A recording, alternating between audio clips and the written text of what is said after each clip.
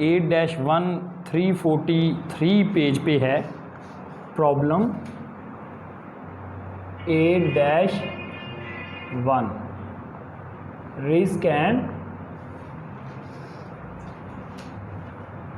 Return problem 8-1।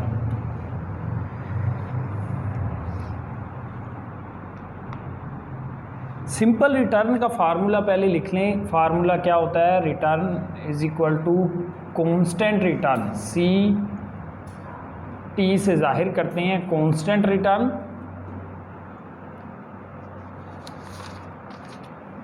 Plus इसमें कर देंगे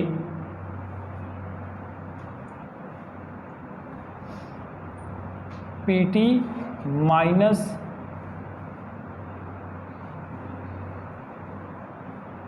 PT -1 डिवाइडेड बाय PT -1। तो ये जो PT है ये आपकी करंट मार्केट वैल्यू है, आज आपकी मार्केट वैल्यू। PT -1 ये बिगिनिंग मार्केट वैल्यू है, जब आपने ख़रीदा था तब कितने का था। फ़र्ज़ करते हैं जब आपने शेयर ख़रीदा 1000 का था तो ये PT -1 है। आज उसकी वैल्यू हो गई है 1100 तो ये PT है आज की वैल्यू। उस पर आपको शेयर पर डिविडेंड दिया है कंपनी ने 200, वो CT है, कांस्टेंट कैश फ्लो। अब आपके देखो आपने 1000 का शेयर खरीदा है, उसकी वैल्यू दो तरह से बढ़ सकती है। एक तो आपके शेयर की वैल्यू बढ़ जाए और दूसरा आपको जो कांस्टेंट रिटर्न मिले, दो ही तरह से आप उससे कमा सकते हैं। तो जब हम इसमें जो वैल्यू 100 बढ़ी है उसको ऐड करके एक्चुअल से डिवाइड कर देंगे, परसेंटेज रिटर्न आ जाएगा। इसमें हमने यही कैलकुलेट करना है। देखें अब क्वेश्चन देखें। डी के analyst for Orange Industry wishes to estimate the rate of return for two similar risk investment X and Y. Research indicate that past return will serve as reasonable estimate of future return. A year earlier investment X had market value 20,000. दो investment है इसमें, एक X है एक Y है। X की yearly a year earlier एक साल पहले 20,000 थी। ये क्या है? PT -1 जो है वो 1000 है, 20,000 है। जब खरीदी गई थी तब ये 20,000 की थी।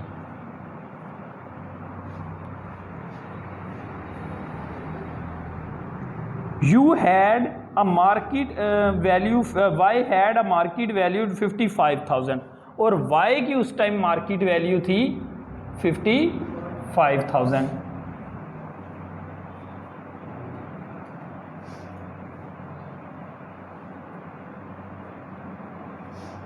At the time of purchase ये मार्केट वैल्यू थी इसकी और इसकी Y की ये थी। अब देखिए आगे। During the year X generated cash flow 1500, साल के दौरान फिक्स कैश फ्लो X से आया है 1500, ये CT है। Y जनरेटेड कैश फ्लो 6800 और Y ने कैश फ्लो जनरेट किया है कितना? 6800। ये आपका इसका CT आ गया।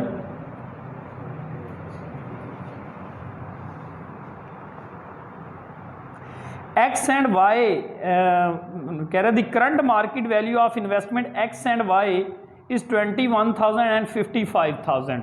आज वैल्यू इसकी है, हो गई है कितनी? 21,000 और इसकी वही 25,000 है, 55,000। इसमें कोई चेंज नहीं आया वैल्यू। अब हमने रिटर्न कैलकुलेट करना है, यही फार्मूला लगा के। CT 1500 है प्लस PT कितना है? 21,000 माइनस 20,000 डिवाइडेड बाय 20,000। तो रिटर्न कितना आ गया? ये निकालने कितना परसेंट आया? 2500 को डिवाइड कर दें 20,000 से 12.5% आ जाएगा एग्जैक्ट, देखें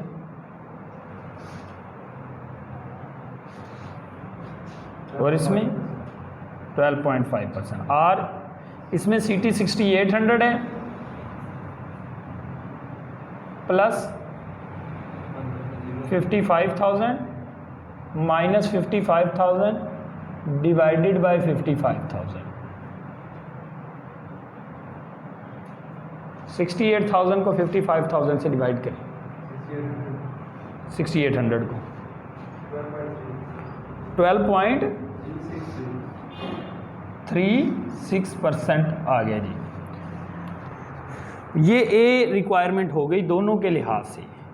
बी रिक्वायरमेंट में कह रहा है assuming that two investment are equal risky which one D recommend why. फर्ज करते हैं कि इसको छोड़ दो आप, दोनों का 12.5% रिटर्न है और दोनों इक्वल रिस्की हैं, तो आप कौन सी इन्वेस्टमेंट रिकमेंड करते हो? क्यों? हाँ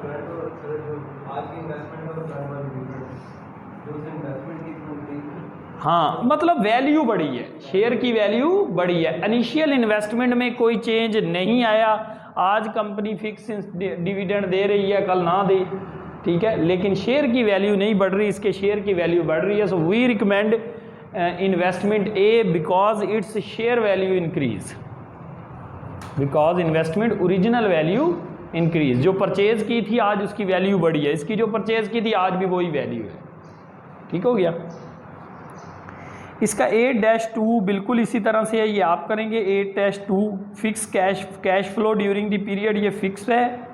और बिगनिंग पीरियड वैल्यू, जो बिगनिंग पीरियड वैल्यू है ये आपकी at the time of purchase PT-1, and book value ये PT आज की है, इसकी ABCs आप कर लोगे, सिंपल है। हाँ जी,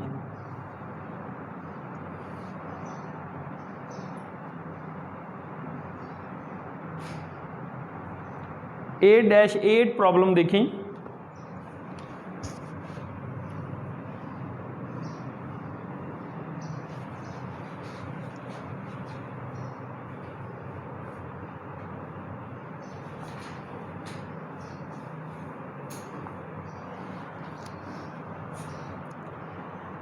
A-8 रिस्क से रिलेटेड है।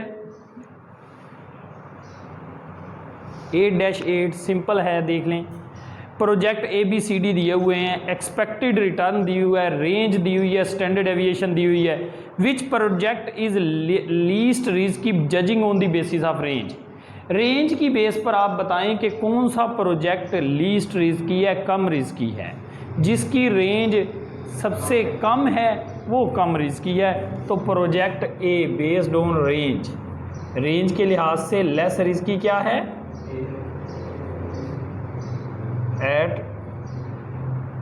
12% range A is least risky.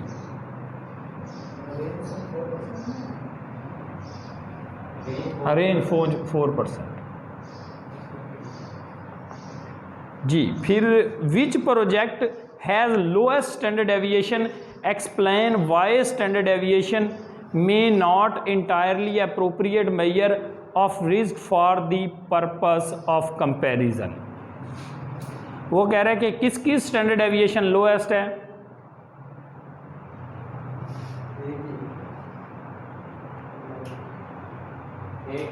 ए की। तो ए प्रोजेक्ट स्टैंडर्ड एविएशन के लिहाज से रिकमेंड करेंगे और उसे बताएंगे कि standard deviation is not appropriate measure because it not cover the entire risk and return. ठीक है, coefficient of variance are most suitable than standard deviation. तो कोफिशिएंट ऑफ वेरिएंस ज़्यादा सूटेबल मेजर है देन स्टैंडर्ड एविएशन। सी में कह रहा है coefficient of variance each project का फाइंड करें। तो कोफिशिएंट ऑफ वेरिएंस कैसे फाइंड करोगे? कोफिशिएंट ऑफ वेरिएंस होता है standard aviation divided by R bar, यही है standard aviation divided by R bar coefficient of variance. अच्छा, expected value of return R bar दिया हुआ है 12% और स्टैंडर्ड एविएशन है 2.9%। 2.9 को 12% से डिवाइड कर दो, 2.9 डिवाइडेड बाय 12%, 12। तो ये ए के लिए आपकी कोफिशिएंट ऑफ वेरिएंस फाइंड हो जाएगा। इसी तरह से आपने तमाम प्रोजेक्ट का कोफिशिएंट ऑफ वेरिएंस फाइंड करना है। ए बी सी डी का कोफिशिएंट ऑफ वेरिएंस फाइंड करना है। जिसका कोफिशिएंट ऑफ वेरिएंस कम होगा वो आपका प्रोजेक्ट सेलेक्ट होगा। क्या? 0.24। जिसका कोफिशिएंट ऑफ वेरिएंस सबसे कम होगा वो आप सेलेक्ट करेंगे। जिसका कोफिशिएंट ऑफ वेरिएंस सबसे कम होगा वो सिलेक्ट करेंगे।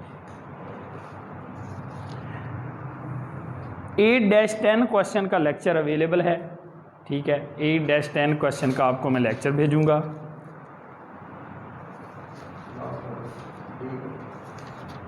जी, कैपम के क्वेश्चन जो है वो अब हम करने जा रहे हैं 8-26 353 पेज पे।